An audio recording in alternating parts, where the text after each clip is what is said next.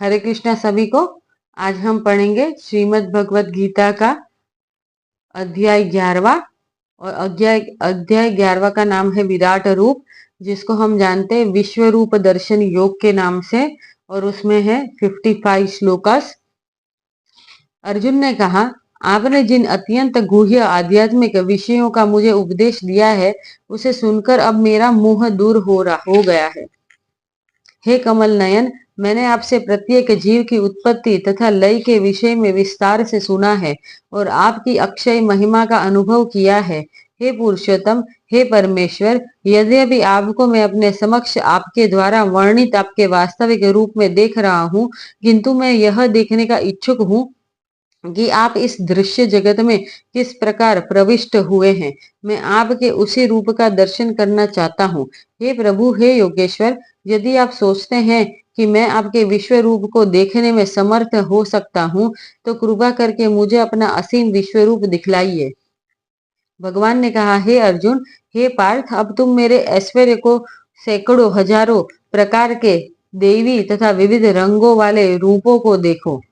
हे भारत, लो, तुम आदित्यों, वसुओं, रुद्रों, अश्विनी कुमारों तथा अन्य देवताओं के विभिन्न रूपों को यहाँ देखो। तुम ऐसे अनेक आश्चर्यमय रूपों को देखो जिन्हें पहले किसी ने न तो कभी देखा है न सुना है। हे अर्जुन, तुम जो भी देखना चाहो उसे तत्क्षण मेरे इस शरीर में देखो। तुम इस समय तथा भविष्य में भी जो भी देखना चाहते हो, उसको यह विश्व रूप दिखाने वाला है। यहाँ एक ही स्थान पर चर अचर सब कुछ है, किंतु तुम मुझे अपनी इन आंखों से नहीं देख सकते। अतः मैं तुम्हें दिव्य आंखें दे रहा हूँ। अब मेरे योग ऐश्वर्य को देखो। संजय ने कहा, हे राजा, इस प्रकार कहकर महायोगेश्वर भगवान ने अर्जुन को अपना विश्व रूप दिखलाया। अर्जुन ने उस विश्व रूप में असंख्य मुख, असंख्य नेत्र तथा असंख्य आश्चर्यमय दृश्य देखे। यह रूप अनेक देवी आभूषणों से अलंकृत था और अनेक देवी हथियार उठाए हुए था। यह देवी मालाएं तथा वस्त्र धारण किए था और उस पर अनेक दिव्य सुगंधियां लगी थी। सब कुछ आश्चर्यमय, तेजमय, असीम तथा सर्वत्र व्यापक था। यदि आकाश में हजारों सूर्य एक साथ उदय हो, तो उनका प्रकाश शायद परम पुरुष के इस विश्व रूप के तेज की समता कर सके। उस समय अर्जुन भगवान के विश्व रूप में एक ही स्थान पर स्थित हजारों भागों में विभक्त ब्रह्मांडों के अनंत अंशों को देख सका। तब मोहग्रस्त एवं आश्चर्यचकित रोमांचित हुए अर्जुन ने प्रणाम करने के लिए मस्तक झुकाया और वह हाथ जोड़कर भगवान से प्रार्थना करने लगा। अर्जुन ने कहा, हे भगवान कृष्ण, मैं आपके शरीर में सारे देवताओं तथा अन्य विविध जीवों को एकत्र देख रहा हूँ। मैं कमल पर आसीन ब्रह्मा, शिवजी तथा समस्त ऋषियों एवं दिव्य सर्पों को देख रहा हूँ। हे विश्वेश्वर, हे विश्वरूप, मैं आपके शरीर में अनेक हाथ, पेट, मुंह तथा आंखें देख रहा हूँ, जो सर्वत्र फैले हैं और जिनका अंत नहीं है। आप में न अनंत दिखता है, न मध्य और न आदि। आपके रूप को उसके चकाचौंध तेज के कारण देख पाना कठिन है, क्योंकि वह प्रज्वलित अग्नि की भांति अथवा सूर्य के अपार प्रकाश की भांति चारों ओर फैल रहा है। तो भी मैं इस तेजोमय रूप को सर्वत्र देख रहा हूँ, जो अनेक मुकुटों, गदाओं तथा चक्रों से विभूषित है। आप परम आद्य ज्ञेय वस्तु हैं। आप इन ब्रह्मांड के परम आधार आश्रय हैं। आप अव्यय तथा पुराण पुरुष हैं। आप सनातन धर्म के पालक भगवान हैं। यही मेरा मत है। आप आदि, मध्य तथा अंत से रहित है। आपका यश अनंत है।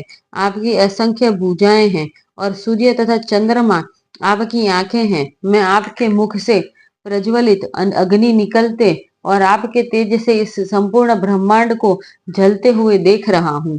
यद्यपि आप एक हैं, किंतु आप आकाश तथा सारे लोकों एवं उनके बीच के समस्त अवकाश में व्याप्त हैं। हे महापुरुष, आपके इस अद्भुत तथा भयानक रूप को देखकर सारे लोक भयभीत हैं।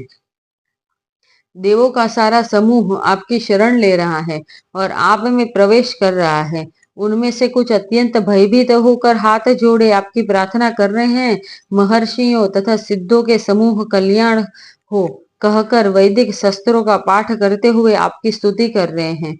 शिव के विविध रूप आदित्यगण, वसु, साध्य, विश्वे देव, दोनों अश्विनी कुमार, मरुदगण, पितृगण, गंधर्व, यक्ष, असुर तथा सिद्ध देव सभी आपको आश्चर्य पूर्वक देख रहे हैं। हे महाबाहु, आपके इस अनेक मुख, नेत्र, बाहु, जंगा, पांव, पेट तथा भयानक दांतों वाले विराट रूप को देखकर देवतागण सहित सभी लोग अत्यंत विचलित हैं और उन्हीं की तरह मैं भी हूँ।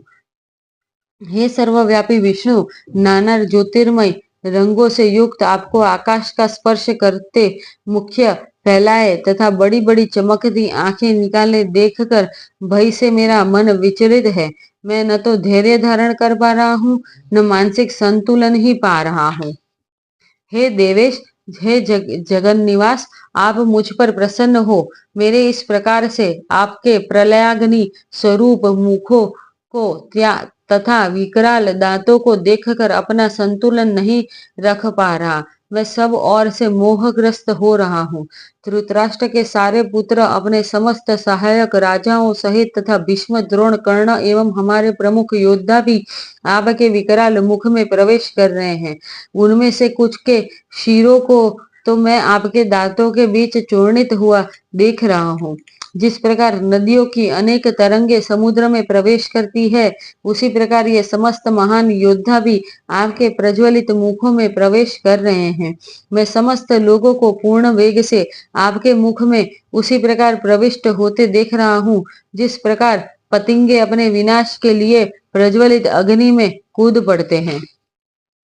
हे विष्णु, मैं देखता हूँ कि आप अपने प्रज्वलित मुखों से सभी दिशाओं के लोगों को निगले जा रहे हैं। आप सारे ब्रह्मांड को अपने तेज से आपूरित करके अपनी विकराल झुलसाती किरणों सहित प्रकट हो रहे हैं। हे देवेश, कृपा करके मुझे बतलाइए कि इतने उग्र रूप में आप कौन हैं?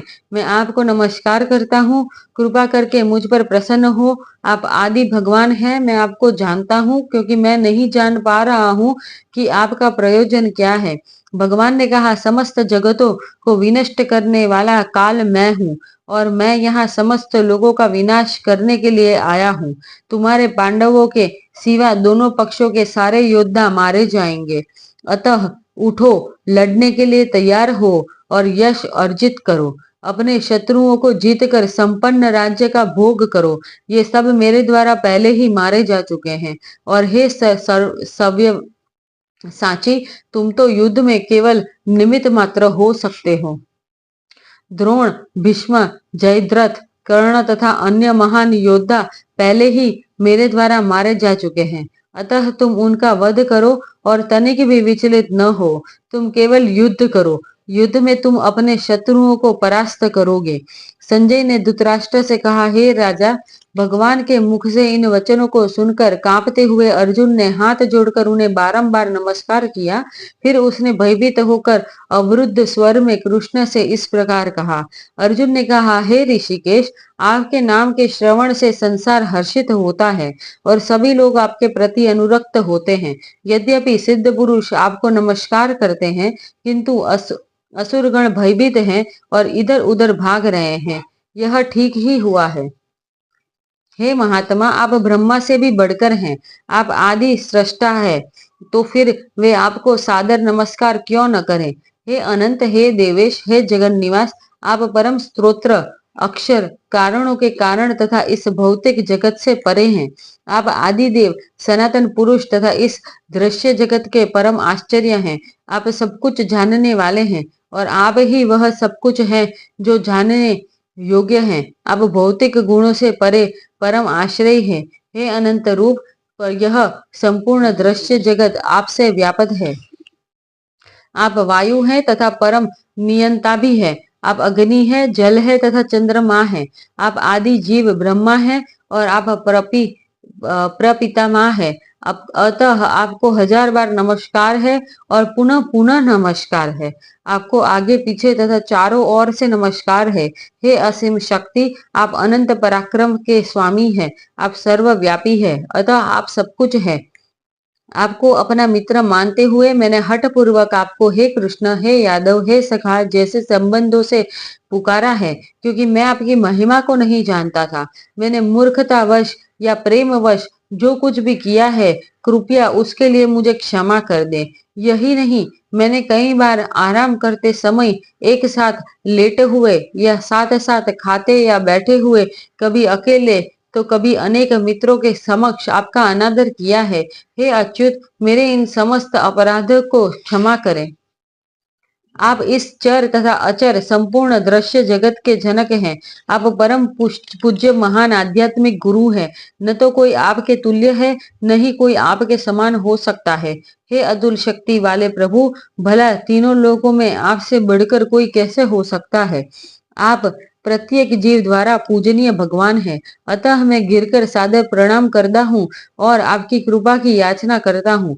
जिस प्रकार पिता अपने पुत्र की ठिठाई सहन करता है या मित्र अपने मित्र की धृष्टता सह लेता है या प्रिय अपनी प्रिया का अपराध सहन कर लेता है, उसी प्रकार आप कृपा करके मेरी त्रुटियों को सहन कर ले। पहले कभी न देखे गए आपके इस विराट रूप का दर्शन करके मैं पुलकित हो रहा हूँ, किंतु साथ ही मेरा मन भयभीत हो रहा है। अतः आप मुझ पर कृपा करें और हे देवेश, हे जगन निवास, अपना पुरुषोत्तम भगवत स्वरूप पुनः दिखाइए। हे विराट रूप, हे सहस्त्र भुज भगवान, मैं आपके मुकुटधारी चतुर्भुज रूप का दर्शन करना चाहता हूँ, जिसमें आप अपने चारों हाथों में शंख चक्र गदा तथा पद्म धारण किए हुए हो। मैं उसी रूप को देखने की इच्छा करता हूँ। भगवान ने कहा, हे अर्जुन, मैंने प्रसन्न होकर अपनी अंतरंगा शक्ति के बल पर तुम्हें इस संसार में अपने इस परम विश्व रूप का दर्शन कराया है। इसके पूर्व अन्य किसी ने इस असीम तथा तेजोमय आदि रूप को कभी नहीं देखा था।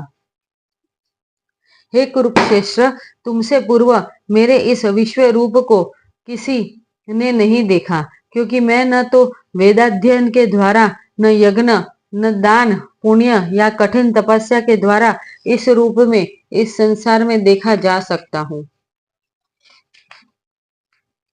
तुम मेरे इस भयानक रूप को देखकर अत्यंत विचलित एवं मोहित हो गए हो। अब इसे समाप्त करता हूँ। हे मेरे भक्त, तुम समस्त चिंताओं से पुनः मुक्त हो जाओ। तुम शांत चित्त से अब अपना इच्छित रूप देख सकते हो। संजय ने धृतराष्ट्र से कहा। अर्जुन से इस प्रकार कहने के बाद भगवान कृष्ण ने अपना असली चतुर्भुज रूप प्रकट किया और अंत में दो भुजाओं वाला अपना रूप प्रदर्शित करके भयभीत अर्जुन को धैर्य बंधाया। जब अर्जुन ने कृष्ण को उनके आदि रूप में देखा तो कहा, हे जनार्दन, आपके इस अतीत सुंदर मानवी रूप को देखकर मैं अब स्थिर चित हूँ और मैंने अपनी प्राकृत अवस्था प्राप्त कर ली है। श्री भगवान ने कहा, है अर्जुन, तुम मेरे जिस रूप को इस समय देख रहे हो, उसे देख पाना अत्यंत दुष्कर है। यहाँ तक कि देवता भी इस अत्यंत प्रिय रूप को देखने की ताक में रहते हैं। तुम अपने दिव्य नेत्रों से जिस रूप का दर्शन कर रहे हो, उसे न तो वेदाध्ययन से, न कठिन तपस्या से, न दान से, न पूजा से ही जाना जा सकता है। कोई इन साधनों के द्वारा मुझे मेरे रूप में नहीं देख सकता। हे अर्जुन, केवल अनन्य भक्ति द्वारा मुझे उस रूप में समझा जा सकता है जिस रूप में मैं तुम्हारे समक्ष खड़ा हूँ, और इसी प्रकार मेरा साक्षात दर्शन भी किया जा सकता है। केवल इसी विधि से तुम मेरे ज्ञान के रहस्य को पा सकते हो। हे अर्जुन, जो व्यक्ति सकाम कर्मों तथा मनोधर्म के कल्मश से मुक्त होकर मेरी शुद्ध भक्ति में तत्पर रहता है, जो मेरे लिए ही कर्म करता है, जो मुझे ही जीवन लक्ष्य समझता है और जो प्रत्येक जीव से मैत्री भाव रखता है, वह निश्चय ही मुझे प्राप्त करता है। यहाँ पे हमारा 11वां अध्याय समाप्त होता है। ओम तत्सदिति श्रीमद्भगवद गीतासु उपनिषत्सु ब्रह्म विद्यायां योग शास्त्रे श्री कृष्णार्जुन संवादे विश्वरूप दर्शन योगो नाम नामिकदशोऽध्यायः। ओम श्री कृष्णार्पणमस्तु।